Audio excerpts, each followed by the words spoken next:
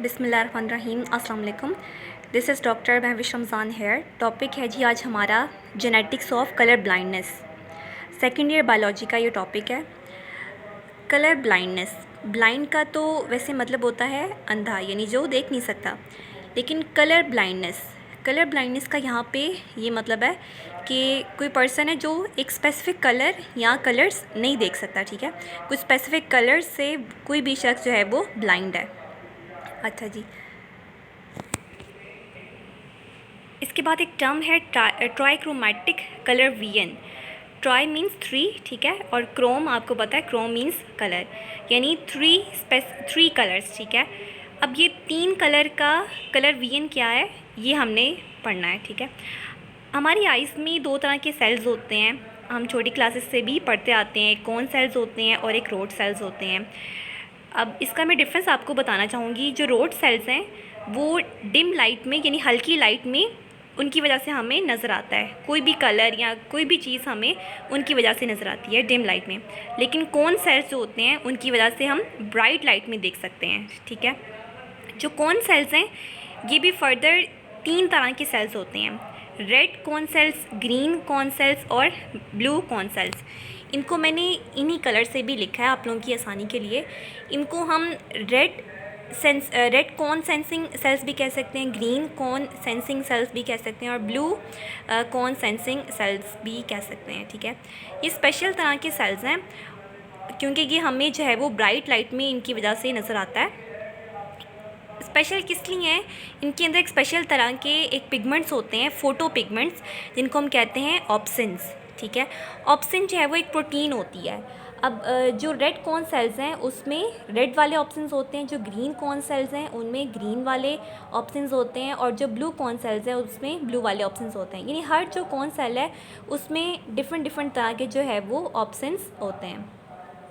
अच्छा, अब इनका काम क्या होता है वो हम आगे डिस्कस करते हैं। पहले हम देखते हैं कि ये जो प्रोटीन्स हैं, जो ऑप्शंस हैं, इसको बनाने के लिए जो जीन्स होते हैं वो कौन कौन से क्रोमोसोम्स पर होते हैं।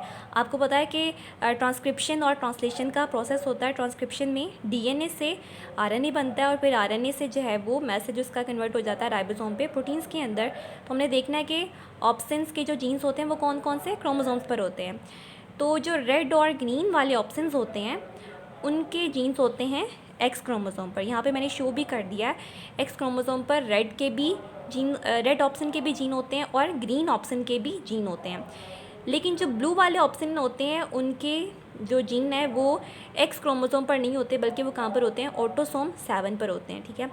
जो रेड और ग्रीन के जीन हैं वो सेक्स क्रोमोसोम पर होते हैं। और कौन से सेक्स क्रोमोसोम पर? एक्स और वाई। आपको पता है दो सेक्स क्रोमोसोम्स होते हैं, एक्स और वाई। तो ये कहाँ पर है? ये सिर्फ एक्स क्रोमोसोम पर हैं। और जो ब्लू वाले के जीन्स हैं वो ऑटोसोम 7 पर हैं। अच्छा, अगर इन जीन्स के अंदर कोई भी म्यूटेशन आ जाए, अगर इनकी न्यूक्लियोटाइड का सीक्वेंस थोड़ा सा आगे पीछे हो जाए, तो क्या होगा कि जो ऑप्शंस हैं वो या तो नहीं बनेंगे या तो वो सही नहीं बनेंगे, ठीक है। माल फंक्शन होंगे, सही से अपना फंक्शन परफॉर्म नहीं करेंगे, ठीक है, due to mutation in this genes. और उसकी वजह से कुछ स्पेसिफिक तरह की जो है वो डिसऑर्डर्स होंगे या डिजीज़ होंगे। अब हमने उन डिसऑर्डर्स को, उन डिजीज़ को पढ़ना है, ठीक है। तो उसमें फ़र्स्ट है प्रोटानोपिया, ठीक है। अच्छा, इन सब के अंदर ये जितने भी हम टर्म्स पढ़ेंगे इसके अंदर एनोपिया का वर्ड आ रहा है। एनोपिया का वर्ड का वैसे भी मतलब होता है कि समथिंग रिलेटेड टू आईवीएन, ठीक है। आईवीएन, अगर एनोपिया का मतलब है आईवीएन। तो प्रोटानोपिया में क्या होता है कि अगर तो रेड कॉन सेल्स एब्सेंट होते हैं तो हम उसको कहते हैं प्रोटानोपिया।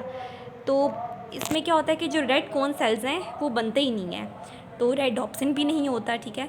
जो रेड ऑप्शन था उसने क्या करना था? रेड लाइट को अब्जॉर्ब करना था। रेड लाइट को अब्जॉर्ब करना था तो हमें रेड कलर नज़र आना था। लेकिन ये वाले कॉन सेल्स ही नहीं हैं और ज़ाहिर ऑप्शन भी नहीं है, तो रेड कलर नहीं नज़र आएगा, ठीक है। तो ये पर्सन क्या होगा, ये रेड कलर से जो है वो ब्लाइंड होगा, ठीक है। इसको रेड कलर नहीं नज़र आएगा, बाकी सब कलर्स नज़र आएंगे लेकिन रेड कलर नहीं नज़र आएगा, ठीक है। उसके बाद है ड्यूट्रानोपिया, ठीक है।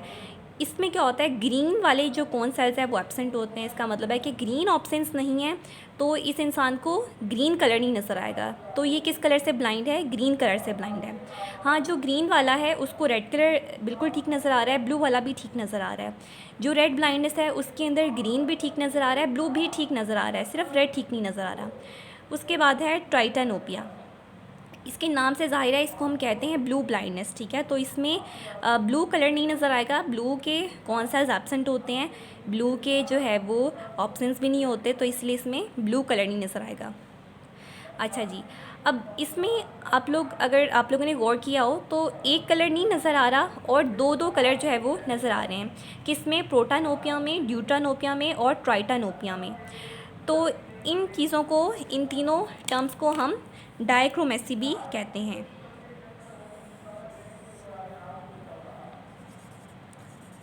डायक्रोमेसी, ठीक है। डाई का मतलब है टू, ठीक है, और क्रोम का मतलब होता है कलर। यानी इन तीन में क्या हुआ था कि दो कलर नज़र आ रहे थे ठीक, लेकिन एक कलर ठीक नहीं नज़र आया था, जिसकी वजह से हमने इसको जो है वो रेड ब्लाइंडनेस, ग्रीन ब्लाइंडनेस और ब्लू ब्लाइंडनेस का जो है वो नेम दिया है। अच्छा, उसके बाद फिर एक और दो और टर्म्स हैं जी, प्रोटैनोमेलस एंड ड्यूटेरोमेलस, ठीक है। इसमें अगर आप एनोमेलस की वर्ड पे गौर करें तो ये कुछ जैसे एबनॉर्मल सा होता है, उस तरह से मीनिंग इसका समझ आता है। एनोमेलस मतलब कि कुछ एबनॉर्मल। अच्छा, एबनॉर्मल क्या होता है, इनके अंदर ऑप्सिन प्रोटीन्स तो होते हैं मगर वो एबनॉर्मल होते हैं, वो सही तरह से फंक्शन नहीं कर रहे होते।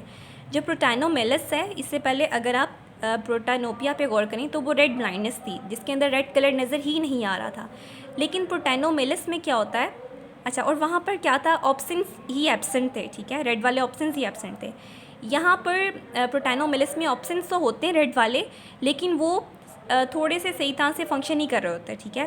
तो रेड कलर जो है वो नज़र तो आता है पर उसके जो है वो डिफरेंट शेड्स में नज़र आएगा, ठीक है। फॉर एग्ज़ाम्पल, अगर तो बहुत ज़्यादा डार्क रेड है तो वो हो सकता है कि थोड़ा सा कम रेड नज़र आए, और जो बहुत ज़्यादा कम रेड है वो हो सकता है थोड़ा सा डार्क रेड नज़र आ रहा हो, ठीक है।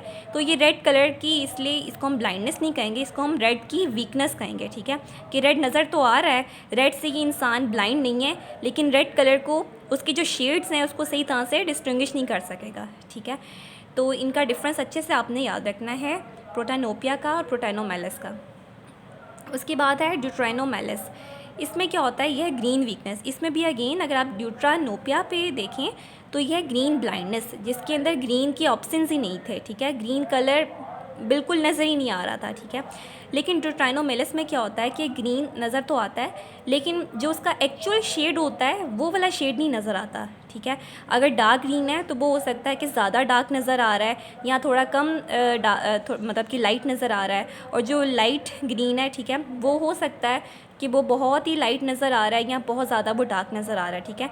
तो जो एक्चुअल शेड है, किसी, आपको पता है कोई भी जो कलर होता है उसके डिफरेंट शेड्स होते हैं, ठीक है।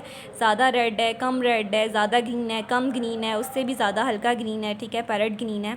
तो ड्यूटेरोमेलस वाले इंसान को ग्रीन कलर का जो एक्चुअल शेड है वो ठीक से नज़र नहीं आएगा, और ड्यूटेरोनोपिया में ग्रीन कलर ही नहीं नज़र आएगा, ठीक है। तो ये डिफरेंस भी आपने याद करना है। अच्छा जी, ये जो टर्म्स है प्रोटानोपिया, ड्यूटानोपिया और ट्राइटानोपिया, ये शॉर्ट क्वेश्चंस के लिहाज से भी याद करना है, और प्रोटैनोमेलस, ड्यूटेरोमेलस, इनको भी शॉर्ट क्वेश्चन में भी याद करना है। और जो पूरा टॉपिक है कलर ब्लाइंडनेस का, ये पास पेपर में लॉन्ग क्वेश्चन में भी आया हुआ है, इसको लॉन्ग क्वेश्चन के लिहाज से भी आप लोगों ने प्रिपेयर कर लेना है, ठीक है। बहुत ही इंपॉर्टेंट ये लॉन्ग क्वेश्चन है। अच्छा, ये पहले हमने पढ़ा था डायक्रोमेसी, और जिसमें हमने 3 टर्म्स ये पढ़ी हैं अभी प्रोटानोपिया, ड्यूटेरोनोपिया और ट्राइटानोपिया। अब हमने पढ़ना है मोनोक्रोमेसी, ठीक है। इसके भी नाम से ज़ाहिर है, मोनो का क्या मतलब होता है, वन, और अगेन क्रोम का क्या मतलब है, कलर, ठीक है। तो इसके अंदर एक कलर नज़र आता है। डायक्रोमेसी में 2 कलर नज़र आ रहे थे, एक से इंसान ब्लाइंड था, और मोनोक्रोमेसी में एक कलर नज़र आ रहा है और 2 से इंसान ब्लाइंड है, ठीक है। इसमें उसके ऑपोजिट है। तो मोनोक्रोमेसी में यहाँ पे डिस्कस की गई है, आपकी बुक में जो डिस्कस किया है ब्लू कॉन मोनोक्रोमेसी, हम भी इसी को ही पढ़ेंगे। ब्लू कलर विजिबल है, मतलब कि जो ब्लू कलर के जो ऑप्शंस हैं वो प्रेजेंट हैं, ठीक है। ब्लू कलर के ऑप्शंस प्रेजेंट हैं, ब्लू कलर के कौन सेल्स भी हैं, लेकिन रेड के कौन सेल्स नहीं हैं, ग्रीन के कौन सेल्स नहीं हैं, ठीक है।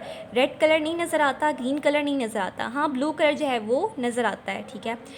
तो इसको हम क्या कह सकते हैं, इसको हम रेड एंड ग्रीन ब्लाइंडनेस भी कह सकते हैं, ठीक है। Red and green colour blindness, जो भी कलर नज़र नहीं आता, जिस भी कलर से इंसान ब्लाइंड है, उसको हम कहेंगे कि ये इस कलर से ब्लाइंड है।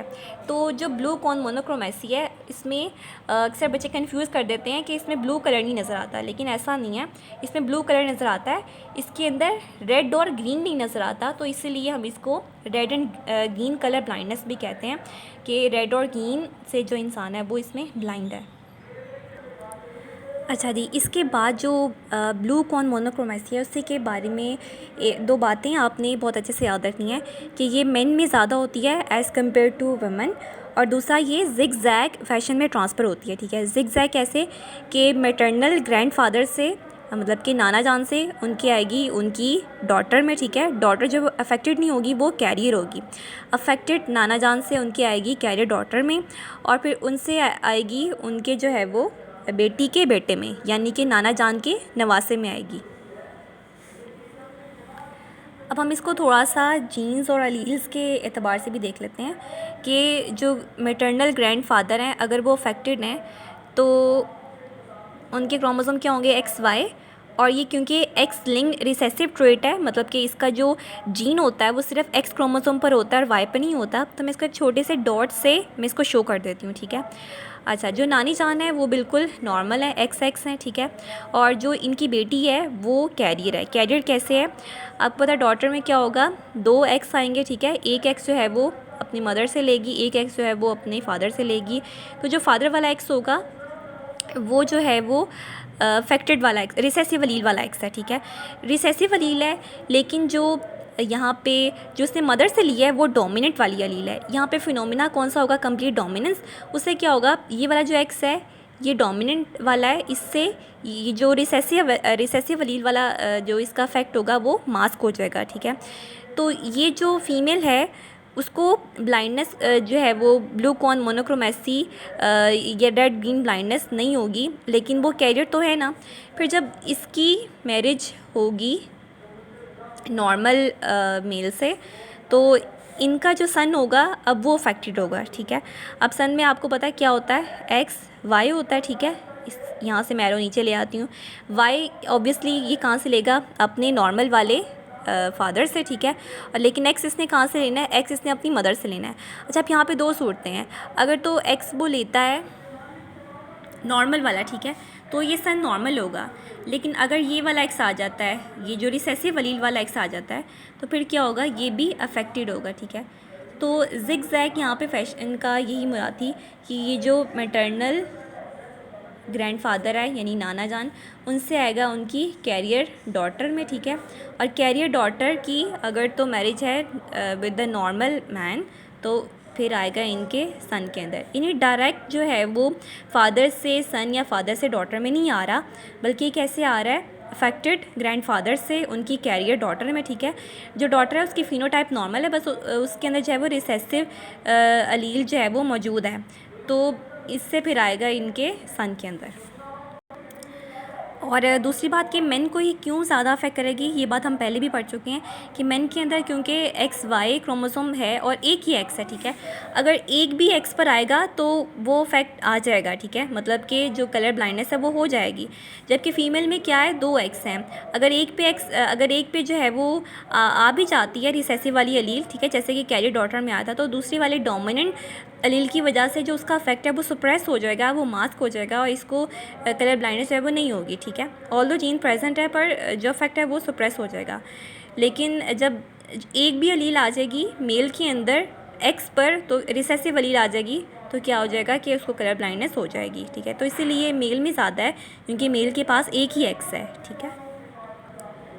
इसके बाद एक एक्टिविटी दी हुई है, यही जो है कलर ब्लाइंडनेस की एक एक्टिविटी दी हुई है, और इसमें रेड ब्लाइंडनेस को उन्होंने उसका एक केस दिया हुआ है। रेड ब्लाइंडनेस की जो है वो उन्होंने कहा है कि इसकी डोमिनेंट वाली अलील को शो किया हुआ है कैपिटल C से, और जो इसकी रिसेसिव वाली है उसको शो किया हुआ है स्मॉल सी से। अब मैंने ब्लू मार्कर पकड़ा हुआ है तो मैं इस रेड वाले को मैं इस ब्लू से ही लिख रही हूँ, ठीक है, कंफ्यूज ना होइएगा, ठीक है। तो इसमें जो केस है नॉर्मल फीमेल है, ठीक है, लेकिन उसका जो फादर है वो रेड ब्लाइंड है, ठीक है। पहले भी ऐसे ही हुआ था, अगर फादर जो है वो रेड ब्लाइंड है तो ऑब्वियसली एक्स जो है वो उसके जो डॉटर उसमें आएगा, ठीक है। नॉर्मल फीमेल तो है एक्स और इसका फादर क्या था, अफेक्टेड रेड ब्लाइंडेड था, ठीक है। तो इसका मतलब जैसे कि ये जो जिगजैग फैशन वाला हुआ था इसमें भी मैंने आपको बताया था कि वो ग्रैंडफादर से उसके कैरियर डॉटर में आ रही है। इसका मतलब यहाँ पे जो उन्होंने बताया हुआ है कि फ़ीमेल का जो फादर है वो रेड ब्लाइंड था, उसका मतलब ही ये है कि ये जो फीमेल है इसके अंदर एक जो एक्स है वो रिसेसिव अलील वाला है, ठीक है। इसके बाद इन्होंने इसको जो है वो पहले क्या किया था कि जो ये कैरियर फीमेल थी इसकी मैरिज हुई थी नॉर्मल से, ठीक है, नॉर्मल मैन से, लेकिन यहाँ पर क्या हुआ है इसकी मैरिज हो जाती है अफेक्टेड रेड ब्लाइंडेड मैन से, ठीक है। यानी ये वाला जो पर्सन है ये इस वमन के फादर की तरह ये भी रेड ब्लाइंड है, ठीक है। अब इन्होंने पूछा हुआ है कि इनके जो ऑफस्प्रिंग्स होंगे उनमें कितना चांस है कि वो नॉर्मल होंगे, ठीक है। तो अभी मैं आपको बताऊंगी कि वो नॉर्मल कितने होंगे और अफेक्टेड कितने होंगे। आपको पता है जब भी हम ऐसा कोई केस सॉल्व करते हैं तो हम पुनेट स्क्वायर को ड्रॉ करते हैं, तो अभी भी हम ऐसे करेंगे। फीमेल से क्या लील्स बनेंगी जी, एक्स और, अच्छा मैं इसको इसी फॉर्म में लिख लेती हूँ। जो रिसेसिव अलील है वो स्मॉल सी है, ठीक है, और जो डोमिनेंट वाली है वो कैपिटल सी है, ठीक है। ये स्मॉल सी आ गई, तो एक्स कैपिटल सी और एक्स जो है वो सी, ये बनी यहाँ पर, ठीक है, फीमेल की कैरियर वाली फ़ीमेल की। और जो अफेक्टेड वाला जो इनका हस्बैंड है उनकी होगी एक्स स्मॉल सी और वाई, ठीक है। अब इसका हम ड्रॉ करते हैं पुनेट स्क्वायर। कोई भी आप केस सॉल्व करें तो उसमें ये स्क्वायर ज़रूर ड्रॉ कर लें, इससे बहुत हेल्प हो जाती है इसको सॉर्ट आउट करने में। अच्छा यहाँ पे क्या कॉम्बिनेशन बनेगा, एक्स कैपिटल सी और एक्स जो है वो स्मॉल सी, ठीक है। यहाँ क्या बनेगा, x small C x small C, ठीक है। यहाँ पे क्या बनेगा, एक्स वाई और सी, इस पे क्या है एक्स पर कैपिटल सी, ठीक है। और यहाँ पर क्या आएगा, एक्स के ऊपर है यहाँ पर वाई और एक्स सी वाई। तो अब आप लोग यहाँ पे देख सकते हैं कि जो कैपिटल सी है वो ये पहले वाले ये वाले जो दो कॉम्बिनेशंस हैं इनके अंदर है, ठीक है। ये जो डॉटर होगी इनकी वो कैरियर तो होगी मगर वो नॉर्मल होगी, ठीक है। इसी तरह ये जो सन है इस पे कैपिटल सी है तो ये नॉर्मल है, ठीक है। इसके बाद ये वाली जो फीमेल है इस पे दोनों जो है वो स्मॉल सी हैं तो ये अफेक्टेड होगी विद रेड ब्लाइंडनेस। और ये जो इनका सन होगा इस पे एक ही एक्स है ज़ाहिर है, तो एक ही एक्स पर आ गई है स्मॉल सी, तो स्मॉल सी की वजह से ये भी अफेक्टेड होगा। तो नॉर्मल कितने हुए, जिनके ऊपर कैपिटल सी मौजूद है, तो इसका आंसर होगा 50%। 50% जो है वो होंगे नॉर्मल, ठीक है, एन लिख देती हूँ मैं, और 50% जो होंगे वो अफेक्टेड होंगे। उन्होंने बस नॉर्मल का पूछा हुआ है लेकिन ज़ाहिरा आंसर में तो मैंने आपको दोनों का ही बताना है। 50% जो है वो नॉर्मल है क्योंकि उनके पास जो है वो कैपिटल सी वाली अलील मौजूद है, और 50% जो है वो अफेक्टेड होंगे, ठीक है। यहाँ पे 50% जो नॉर्मल है, जो इनका सन है उसमें तो वैसे ही डोमिनेंट वाली अलील आई है, ठीक है। और जो डॉटर है उसमें एक डोमिनेंट है और एक जो है वो रिसेसिव है, लेकिन डोमिनेंट की वजह से वो क्योंकि इफेक्ट मास्क हो गया है वो भी नॉर्मल है, ठीक है। वो कैरियर ज़रूर है मगर हम उसको कंसीडर नॉर्मल में ही करेंगे, ठीक है। ये था जी हमारा आज का lecture genetics of colour blindness का। आप इसका स्क्रीनशॉट ले सकते हैं, ठीक है। और जब भी आप इसको पढ़ रहे हो, लेक्चर को, इस वीडियो को सुन रहे हो, तो साथ अपनी बुक ज़रूर खोल के रखनी है आपने, और साथ साथ चीज़ों को आपने मार्क करते जाना है, उनको साथ साथ टैली करते जाना है। और कल जो है वो एक्स लिंक जो डोमिनेंट है, ठीक है, वो वाला Y linked inheritance, sex limited trait और सेक्स इन्फ्लुएंस ट्रेट, ये इंशाल्लाह हम सारा ये भी कवर कर लेंगे। और फिर एक ही टॉपिक रह जाएगा डायबिटीज़ का, वो भी इंशाल्लाह 1-2 लेक्चर्स में ये हमारा चैप्टर जो है वो फिनिश हो जाएगा। अपना बहुत सारा ख्याल रखिएगा, ठीक है, एंड स्टे ब्लेस्ड। अल्लाह हाफ़िज़।